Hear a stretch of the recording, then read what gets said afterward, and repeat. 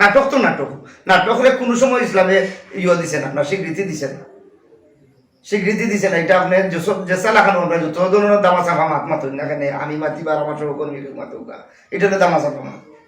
নাটক গান এগুলো বাদ আমিও জানি, আপনিও জানেন, সমাজেও জানেন, ইসলামেও জানেন। নাটক ইসলামী করে না।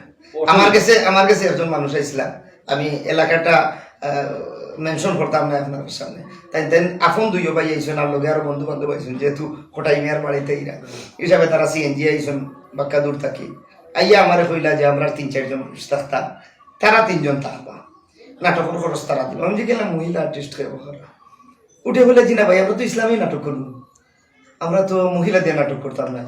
তখনই তার দানোর উপরে আমি খুব চড়া হয়েছি, ও কারণে যে ইসলাম নাটক আবার ইসলামী করবি না, আমরা ইসলামটা দেবো কোন জায়গা নিয়ে ব্যবহার করো, সব লোকে হাতাহাতি করতে করতে দারোগা লোকে করতাম খুব কাছে।